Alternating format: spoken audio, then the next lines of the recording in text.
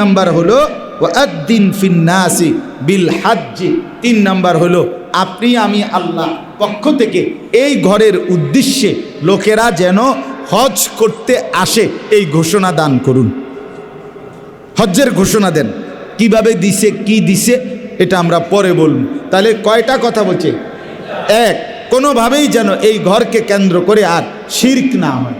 2, এই ঘরকে সর্বদা তাওয়াফকারী এবং নামাজিদের জন্য পবিত্র রাখবেন। 3, আপনি এই ঘরের উদ্দেশ্যে যেন লোকেরা সারা পৃথিবী থেকে আমার বান্দারা হজ করতে আসে এই ঘোষণা দান করবেন। আল্লাহ তাআলা আমাদের প্রত্যেককে আল্লাহর ঘর জিয়ারতের তৌফিক দান করেন, আল্লাহর ঘরে পৌঁছার তৌফিক দান করেন। এজন্য বলতেছিলাম, তো এই সূরা হজ, এই সূরার 26 নম্বর আয়াত থেকে একেবারে 37 নম্বর আয়াত পর্যন্ত প্রায় 12টি আয়াত হজ এবং কোরবানি সম্পর্কে আল্লাহ তাআলা অত্যন্ত গুরুত্বপূর্ণ আলোচনা করেছে। এইগুলোর তর্জমা শুনলে ইনশাআল্লাহ আমাদের উপকার হবে।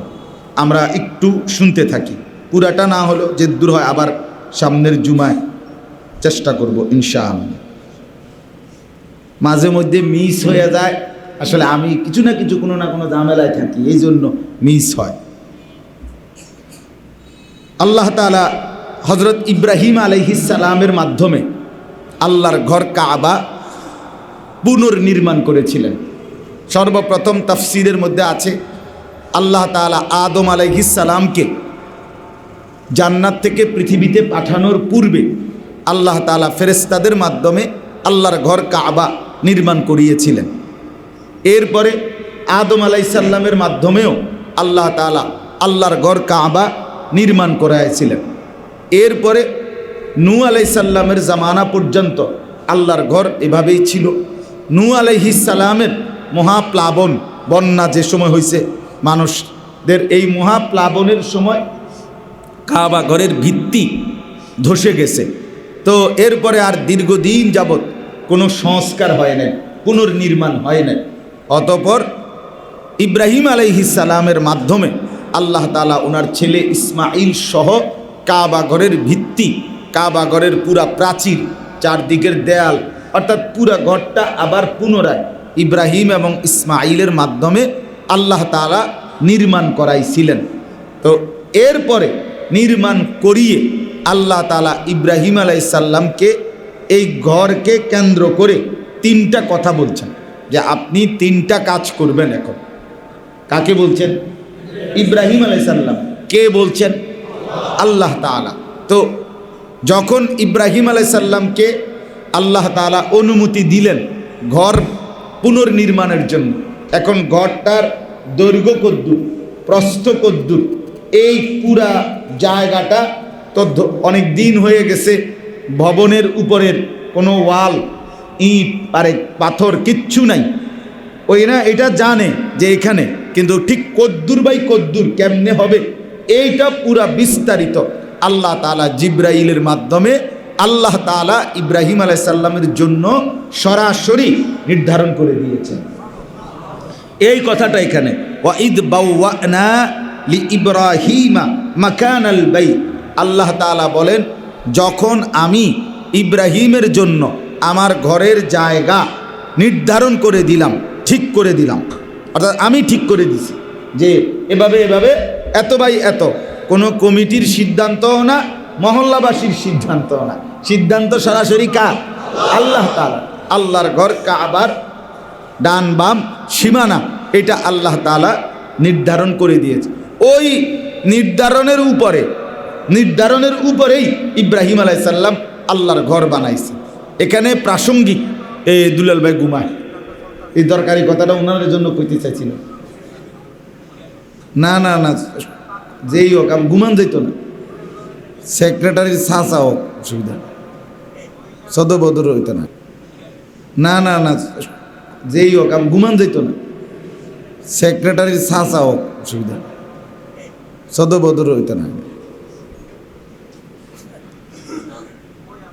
আমি শক্ত মানুষ, সোজা হিসাব, আমি কষ্ট বলুন, কষ্ট করে আমি মুসল্লি ঘুমাইব, আমি এটা মানি না। আগের থেকে আমার ওই মসজিদও আমার বয়স্ক মুসল্লিরাও আগের মসজিদে ভয় পাইতো, হুজুরে ঘুম যাইতে দেন। আপনি নামাজের পরে ঘুম যান, আসর পর্যন্ত, আমার সমস্যা কি? চলে।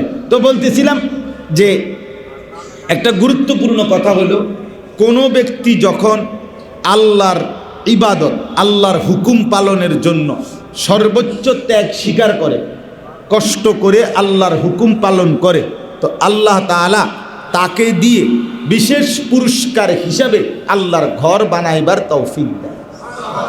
এই কথাটা বলছি, এটা বলেন। এইটা হলে ইব্রাহিম আলাইহিস সালাম তাফসীরের মধ্যে আছে, ছোট্টবেলা থেকে মোট প্রায় কোনো বর্ণনায় আছে 30টা, কোনো বর্ণনায় আছে 70টা আল্লাহ তাআলার হুকুমের বড় বড় পরীক্ষা দিয়েছিলেন। পরীক্ষা 30টা পরীক্ষা দিছেন অথবা 70টা পরীক্ষা দিছেন। এই সমস্ত পরীক্ষা আল্লাহ যা নিছেন ছোট্টবেলার থেকে, এটা আমি ইনশাল্লাহ আরেক সময় বলবো, পরীক্ষাগুলো বড় বড় বিশেষ কিছু পরীক্ষার কথা। তো এই সব পরীক্ষা ছোট্টবেলায় থেকেই ইব্রাহিম আলাইহিস সালামের মা মূর্তি পূজা করে, বাবা মূর্তি পূজা করে, তাদের মোকাবেলায় ছোটবেলার থেকেই তিনি তাওহীদের ডাক দিছেন, আল্লাহকে ডাকছেন। নমরুদের আগুনের কুণ্ডুলিতে ফেলবার সময় ওনাকে ফেরেশতারা সাহায্য করতে চাইছিলেন, উনি আল্লাহকে ডাক দিছেন। ইসমাইলের জন্মের সময় উনি কোলে নিয়ে আদর করতে চাইছিলেন, আল্লাহ নিষেধ করছেন, কোলে নিতে পারবা না। উনি আল্লাহর জন্য এই মহব্বত ত্যাগ করছেন। ইসমাইলকে বলছে দূরে পাঠায় দিতে, চোখের আড়ালে, উনি আল্লাহর মহব্বতে এটাও মেনে নিছেন। ইসমাইলকে বলছে গলায় ছুরি লাগাইতে, জবাই করে দিতে, উনি আল্লাহর মহব্বতে এইটাও মেনে নিছেন, গর্দানে ছুরি রাখছেন। এভাবে যখন আল্লাহ আউয়ালু মান ইখতাতানা, সর্বপ্রথম খতনা বোঝেন তো না, পুরুষের যে খতনা করা, এই সর্বপ্রথম খতনা করার হুকুম আল্লাহ তাআলা ইব্রাহিম আলাইহিস সালামকেই দিছিলেন। এর আগে কাউকে খতনার হুকুম দেন নাই, এই প্রথম এটা উনি নিজের খতনা নিজে করাইছেন, কষ্ট করে আল্লাহর হুকুম মানার জন্যে এটা পরীক্ষা দিছেন। সর্বপ্রথম দাড়ি চুল এই পৃথিবীতে সাদা হইছে ইব্রাহিম আলাইহিস সালামের। এর আগে কোনো মানুষের দাড়ি চুল সাদা হইতো না, কালোই থাকতো মৃত্যু পর্যন্ত। ইব্রাহিম আলাইহিস সালামকে দিয়েই আল্লাহ তাআলা এটা করছেন। আউয়ালু মান শাবা, প্রথম চুল দাড়ি সাদা হইছেন ওনার মহল্লার কাফেররা তখন বলতেছিল যে বাপ দাদার ধর্ম ত্যাগ করার কারণে তার চেহারা চুল বদলায় গেছে। বুঝেন নাই? তারা তো আর কোনো সময় দেখে নাই। এখনো না আমাদের কাছে এটা অ্যাভেলেবেল যে চাচার দাড়ি সাদা সুন্দর, হ্যাঁ, কিন্তু ওই সময় প্রথম ওনার এই চুল দাড়ি সাদা হয়েছে।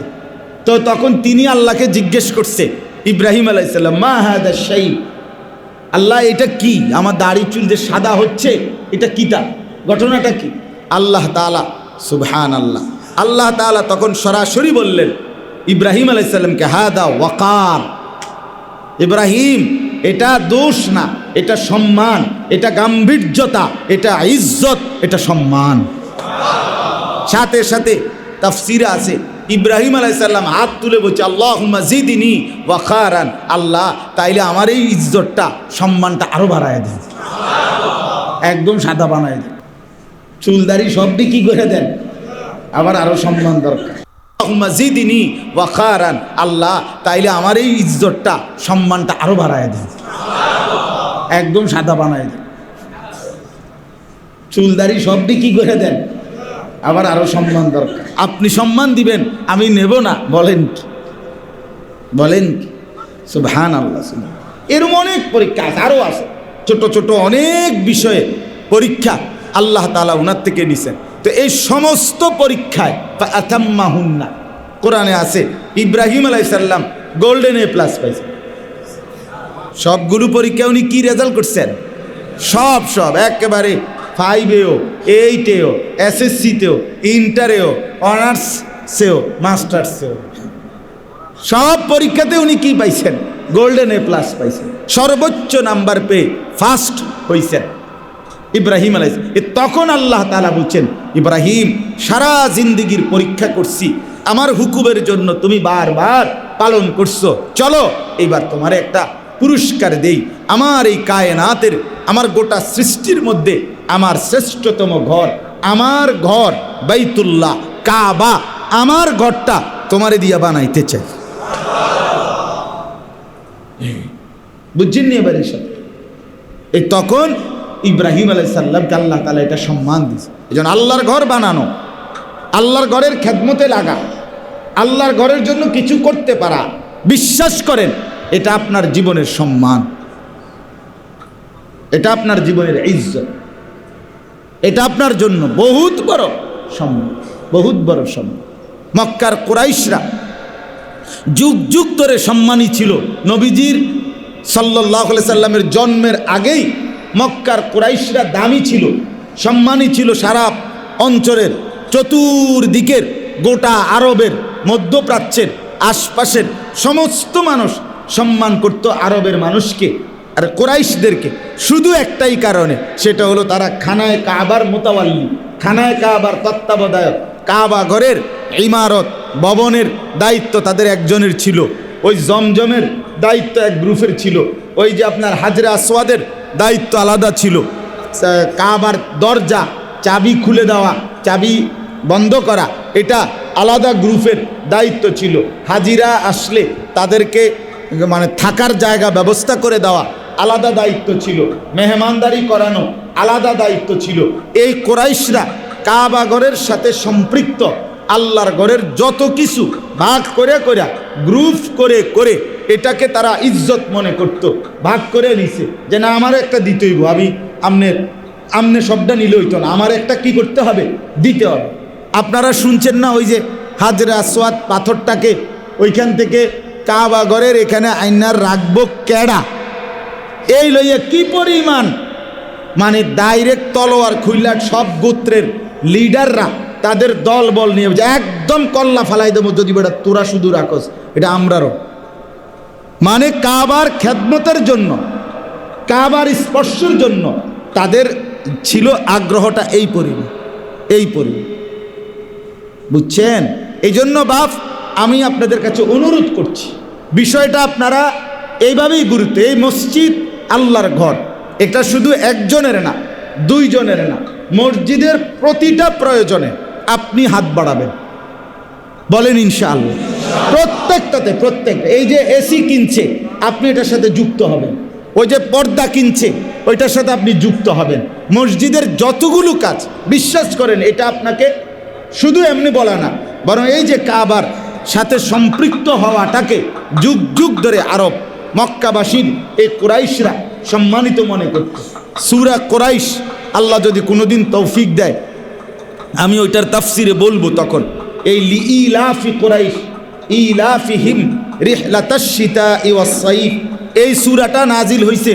আল্লাহ তাআলা এই কুরাইশদেরকে এটাই বলতে চাইছে যে কাবার এই বরকতে, কাবার সাথে সম্পৃক্ততার কারণে আরামে ব্যবসা করতেছ, আরামে সারা বিশ্ব ঘুরতেছ, আমি তো এই সম্মান দিছি, আমার ঘরের কারণে তোমগরে দাম দিচ্ছে, তো এখন ফালিয়াবুদু রব্ব হাযাল বাইত, এই যে এমনি ডাইরেক্ট কইছে আল্লাহ, এই ঘরের যিনি মালিক তার ইবাদত করো, বুঝেন নাই? তার নাম বেচ্চা খাও, তার ঘরের কি মানে সম্পর্ক দিয়া সবার কাছ থেকে দাম সম্মান কামাই করতেছ, তো এই ঘরের মালিকের ইবাদত করবা না?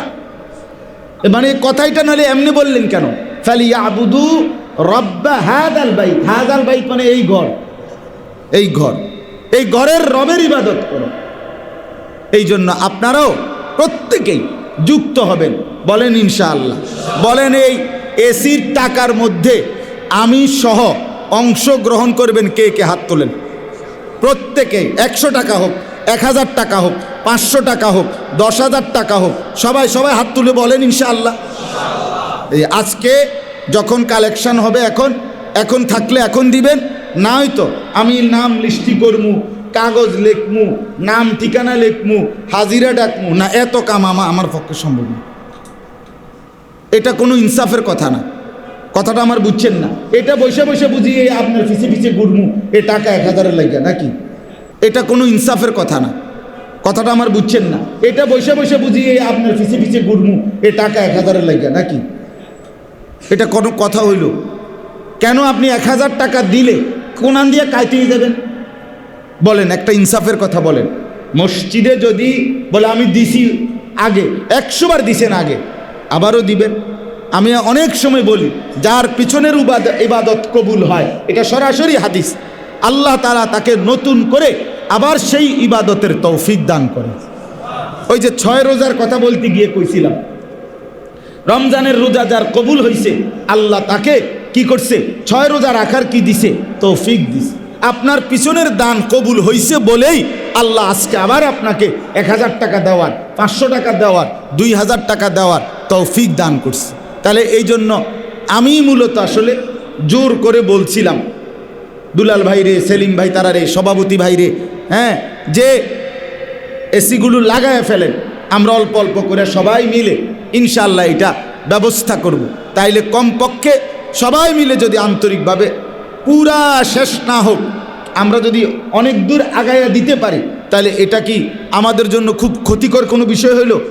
এই জন্য দয়া করে প্রত্যেকে ইনশাআল্লাহ মসজিদের এই এসির কাজে জন্য অনেক টাকা লাগছে, এখানে প্রায় 2.5 লাখ টাকার উপরে তারা কিনে ফেলছেন ওনারা। তাহলে এই টাকাগুলো তো তাদের ব্যবস্থা করা দরকার।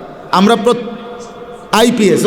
আইপিএস নতুন করে নষ্ট হয়ে গেছিল, আবার 35,000 টাকা খরচ করে আইপিএস কিনছে গতকালকে। এই জন্য দয়া করে প্রত্যেকে দিবেন তো ইনশাআল্লাহ।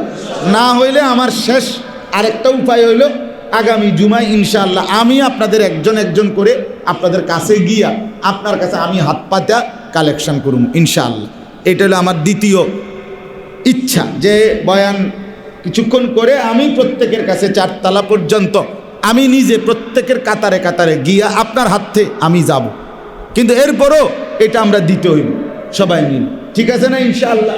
এটা জবরদস্তি না, এটা আপনার আমার সম্পৃক্ততা। আল্লাহ আমাদেরকে তৌফিক দান করে।